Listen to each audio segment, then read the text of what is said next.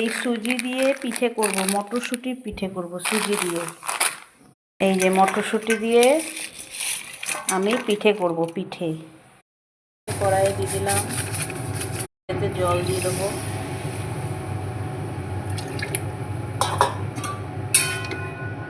জল দিয়ে আমি এটাকে ফুটাবো, তারপর এটা কাটা হবে। সুজি আমার রেডি। এবার আমি এটাকে ঠান্ডা হলে মাখবো। মাখা হয়ে গেছে, এই যে পুরো মেখে সফট সফট। একটু ধনে পাতা লাগবে, তাই আমি একটু তুলে নিয়ে যাবো এখান থেকে। দেখো আমার বাগানে ধনে পাতা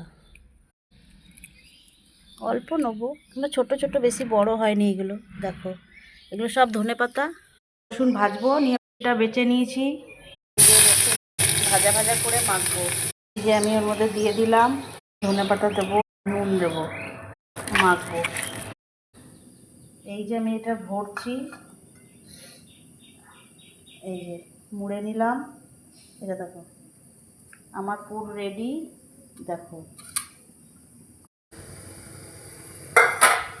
আমার রেডি, আমার রেডি। দেখো ঝটপট রেসিপি, দেখো রেডি।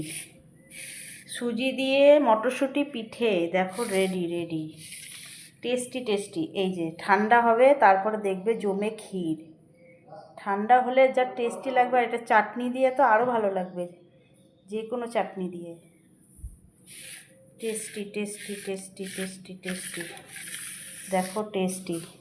ঝটপট রেসিপি, ঝটপট। সুজি দিয়ে মটরশুঁটির পিঠে, ভাপা পিঠে।